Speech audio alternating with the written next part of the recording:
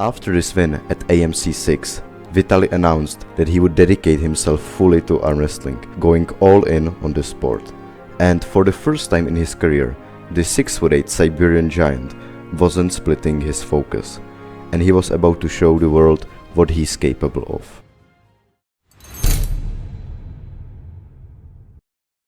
Coming up next was 2024. In February at King of the Table 10, Vitaly faced Dave Chaffee once again, and this time his improvement was seen in its full glory. He secured a decisive 4-1 victory on the right arm. Dave struggled to get into these straps and managed to take only a single round by a flop press. And the drive is happening there from Vitaly, the hits are happening. Dave gets his shoulder in there and gets a stop. Vitaly sitting on top of his hand there. One of them is on a runner. I think Vitaly is on a runner.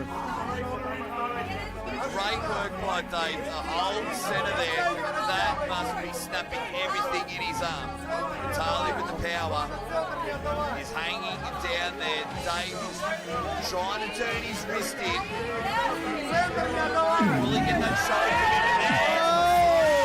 Dave Chaffee. He's got a running foul happening there. And he continues to make the drive.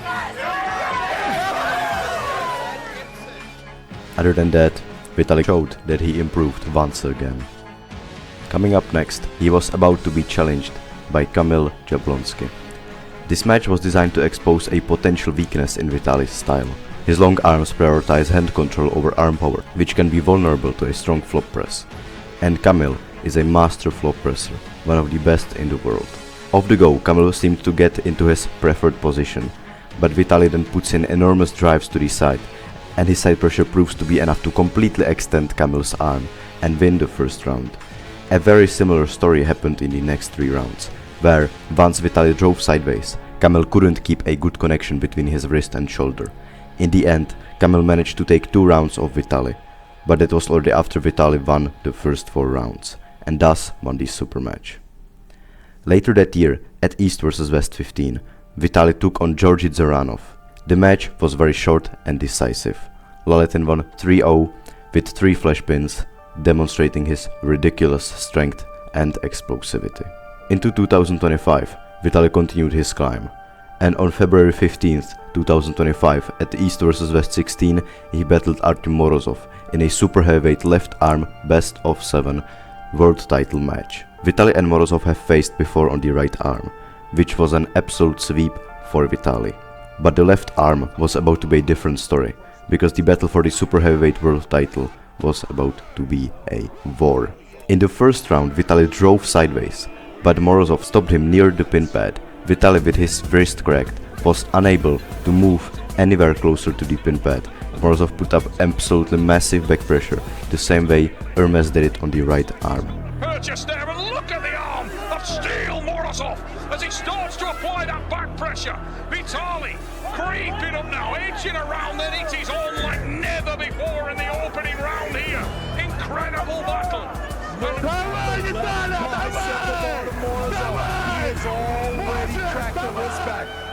Eventually, Vitaly got tired. Morozov dragged it back to center and won the first round. However, over the following rounds, Vitaly's relentless attacks injured Morozov's arms, which then limited his back pressure.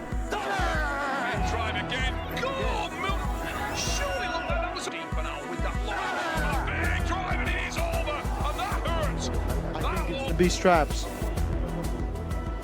And ultimately, Vitaly in this absolute war won 4-2 and claimed the left arm super heavyweight title. And he remains to be the left arm champion to this day, the best in the world. Vitaly Laletin proved that he can be the best in the world, at least on the left arm. But on the right arm there are still challengers, and the last challenger of his was Michael Todd in May of 2025. This match was again set to expose a potential weakness in Vitaly's style.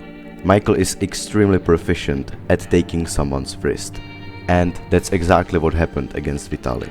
The most effective way to defeat Michael Todd is to beat him with a flop press, and fans believed that Vitaly wouldn't be able to counter with effective flop press due to his very long forearms. But despite these expectations, he showed incredible adaptability, combining raw power and very good technique to regain control and secure the match, even if it was in very awkward positions.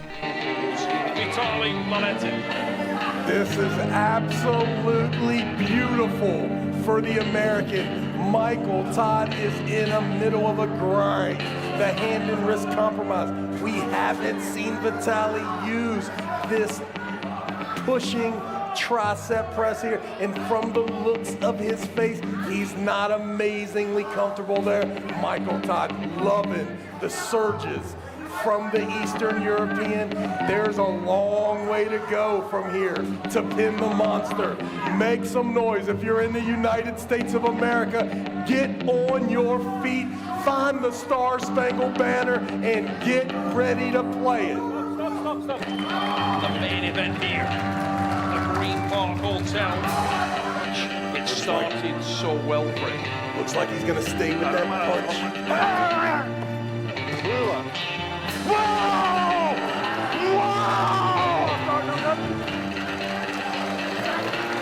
In the end, it was a 3-0 sweep for Vitaly. It was hard fought but decisive. This was the last match of Vitaly Laletin to this day. Throughout 2024 and 2025, Vitaly Laletin proved time and time again that he belonged among the world's elite, and he is fully in the conversation for a showdown with Levan Saginashvili in the future. Currently, he is weighing at around 150 kilos, which is 30 kilos more than when he faced Levan the last time.